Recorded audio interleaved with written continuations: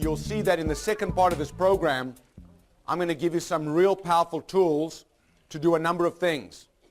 One is to present your work effectively. The second is to, talk about, how you deliver it effectively. The third is how you build instant rapport with others. Another one is how you listen at the deepest level. And then we're going to wrap up with a whole conversation around passion. So, let me ask you this. If we were to stop right now, right, what would be one learning that you would be leaving with right now? Give me one learning that you would be leaving with right now if we stopped right now. Define your promise, find your sweet spot, live in your sweet spot. Great. Find my passion. Find your passion. The main thing be the main thing. The main thing is to keep the main thing the main thing. Find your style. Develop a strategy. Develop a strategy. Be able to articulate it. Be able to articulate it. Focus is power. Focus equals power. Have a strong why, and you will find the how. This is good. And by the way, what I'd ask you to do is when you're having everyday meetings, part of the way through the meeting, stop the meeting and just say, look, what's the key thing that we're taking away so far? And at the end of your meeting, never leave a meeting without asking that question, what's the key thing that we're leaving with? Because how many of you have had one of those meetings that was a great meeting, but nothing happened afterwards? Right? You always want to, at the end of the meeting, say, what's the one thing you're leaving with and what's the one thing you're going to do about it? Does that make sense?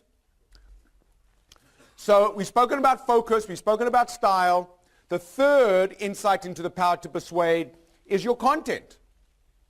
Right? And I want you to evaluate what I've shared with you so far when it comes to content. Cut the fat. Keep it compelling.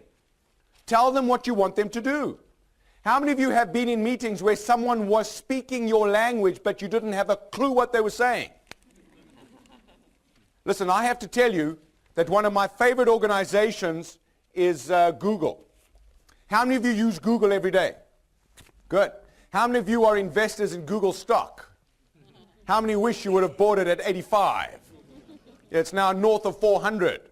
It's trading at what's known as 100 times earning. Why? Because Google have taken simplicity to a whole new level. And this woman featured on the front cover of a great magazine called Fast Company magazine. Her name is Marissa Mayer, and she's leading the hottest trend in business, turning simplicity into a competition killer. So my question to all of you is, how simple do you make your message? How quickly do you get to the point? Because I'm not here to talk to you today about quality. If you haven't got quality to share with me, then don't waste my time. Because if you waste my time, I will never call on you again. I have to tell you something. Elephants have got nothing on humans. Humans never forget. So make sure that you have quality to offer, but offer it with simplicity. And there are two kinds of simplicity. There's the simplicity on this side of complexity, which means you haven't thought through the issues. And then there's simplicity on the far side of complexity, which means you've done the heavy lifting and you make it accessible to the people around you. I'm talking that kind of simplicity. I'm talking the kind of simplicity that I've offered you here today. It's taken me 48 years to give you these 2 hours. And you want to be the kind of person who, when you're in a meeting, are giving people the good stuff, the main things, in a simple way that they get.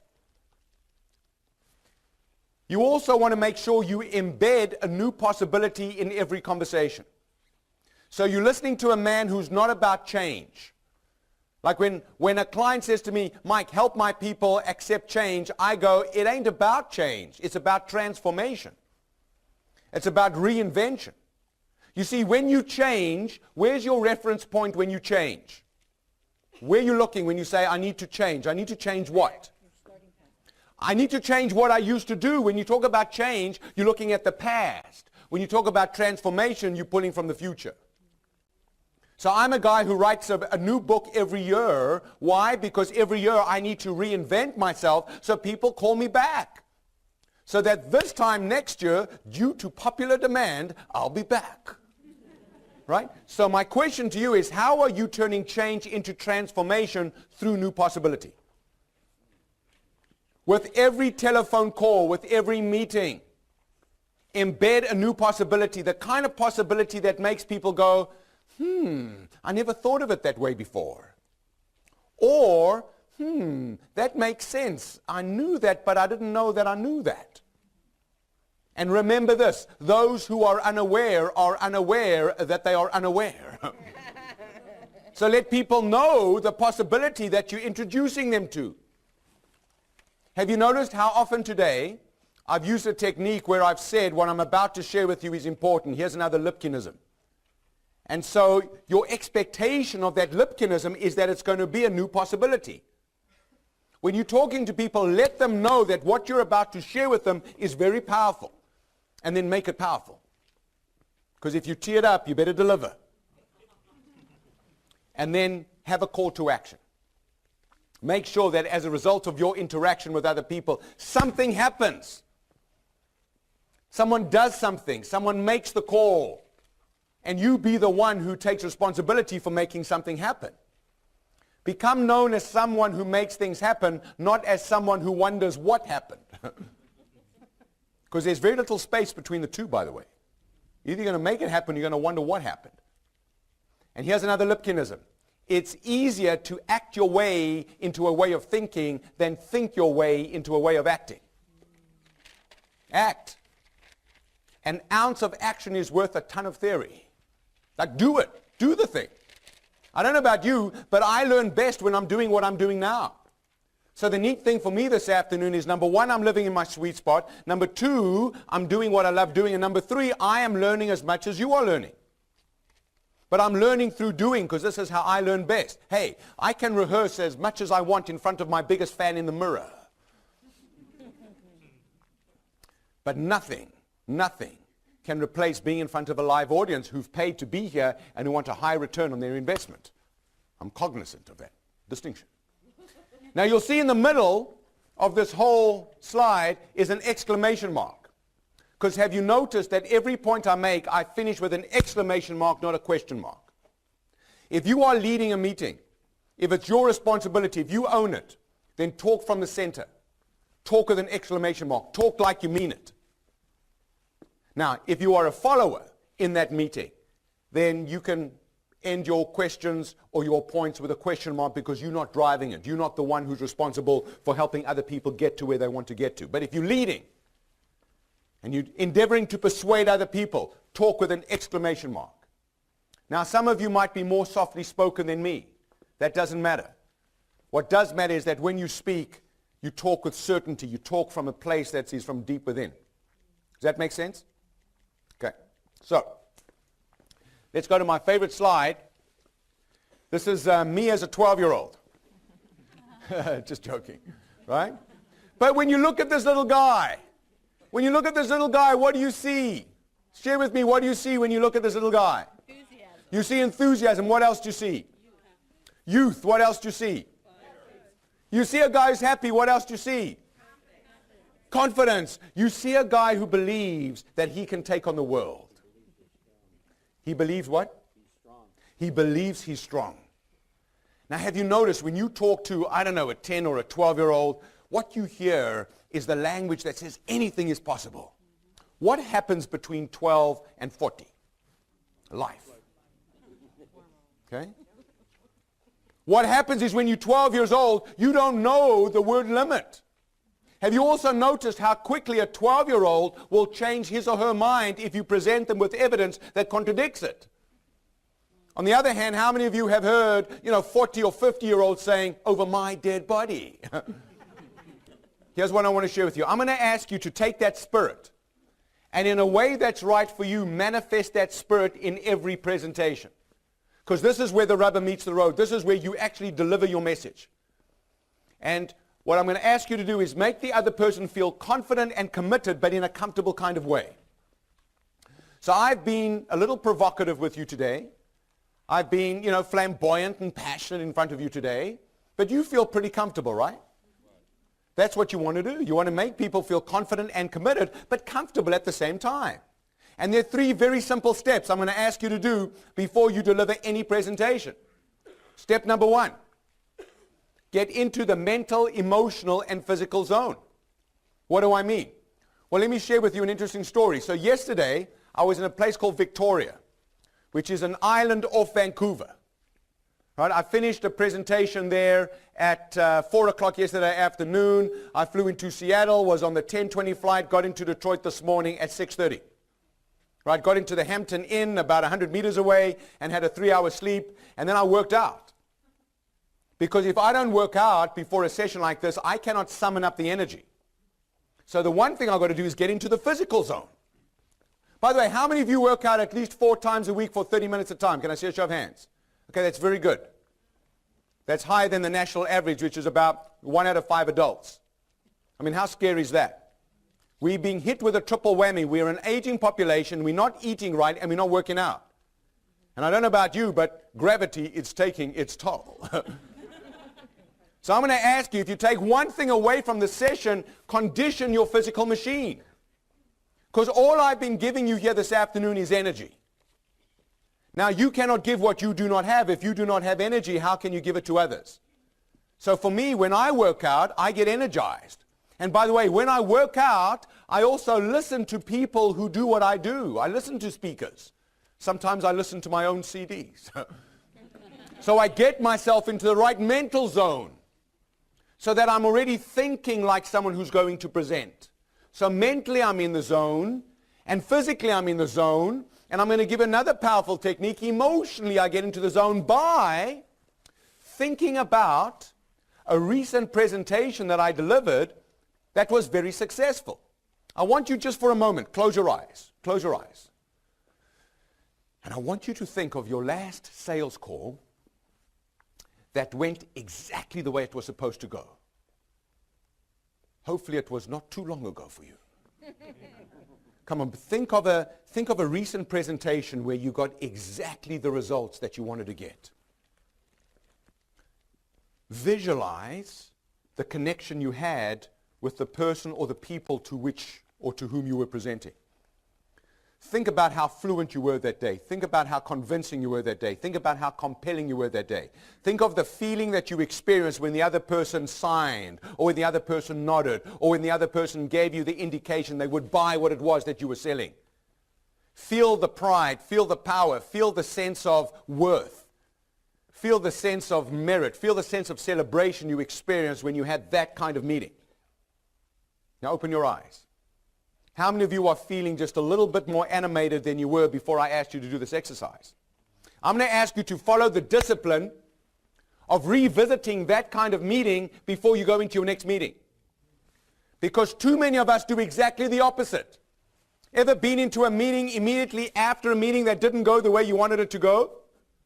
And have you noticed the next meeting now doesn't go the way you want it to go, and the next meeting doesn't go the way you want it to go, and you have now created what I call negative momentum. Whereas all it takes to kind of break that momentum and put a firewall in between a bad meeting and the next meeting is to get into the mental, emotional, physical zone. So how can you get into the mental zone? What do you need to listen to? What do you need to read? So you get your brain in gear before you get into the presentation. Emotionally, go back to one of those triumphant moments. Do you know why this is so powerful? Because the human brain cannot tell the difference between past, present, and future. Right? The brain doesn't know. And that's why sometimes we can get very anxious and worried about something that hasn't even happened yet. As Woody Allen once said, I've had many problems in my life and most of them never happened. Get into the zone. I mean, oftentimes what I do, and some of you might have seen me walking in the foyer before the start of this program, is I say things to myself like red truck, yellow truck, red truck, yellow truck, red truck, yellow truck. Peter Piper picked a piece of pickled pepper. Peter Piper picked a piece of pickled pepper. Right? Red leather, yellow leather, red leather. So when I get up in front of you, I'm already fluent. How long did it take me to warm up when I got in front of you today? I hit the ground running. How much time do you have before you lose the other person's attention? See, I have a client up in Canada. It's called Apotex. It's a big manufacturer of generic pharmaceuticals.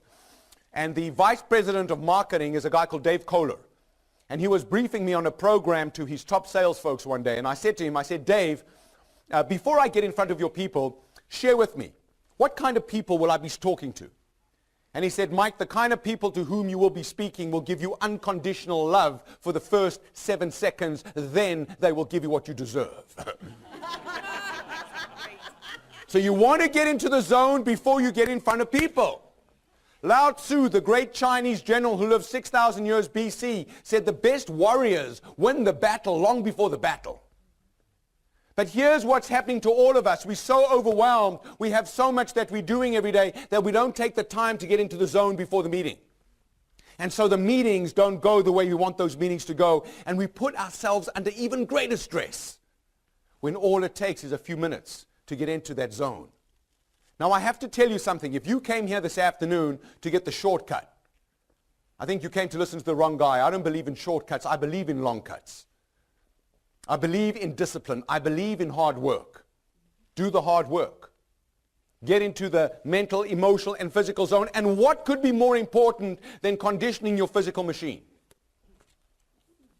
You know, I do a lot of work with the Diabetes Foundation, the Heart and Stroke Foundation, and the Cancer Society. And here's the scary truth. 1 out of 2 of us in this room will die of one of those 3 diseases, 1 out of 2.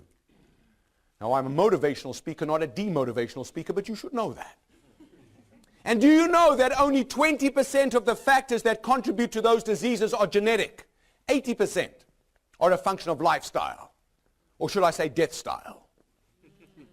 So condition yourself. Because I don't know about you, but I love being alive. And I don't know about you, but I had people close to me who were with me on one day and they were gone the next day like that. Why would you take your tomorrows for granted? Do whatever it takes to make today a spectacular day and to give yourself the maximum number of tomorrows. Look at the second point here when it comes to delivery. Be totally open. Let me tell you what I've learned about being open. I've learned this from Mr. Elephant, Mr. Cobra, and Mr. Cat. When you like this, you expand your presence. How do you know you're in trouble with Mr. Elephant? When he flaps his ears, right? How do you know you're in trouble with Mr. Cobra? When he flares his hood. How does a bird protect its nest? Spreads its wings. Look at the difference between talking like this and talking like this. Now here's what happens when we get nervous. We have a need to protect ourselves, right? So we talk like this. And by the way, if you're a man, and the following message is aimed at the men in this room, never talk like this. Have you ever seen men walk around talking like this? Do you know why you should never do this? People do not know what you're doing. Okay? So, and here's what I want to share with you.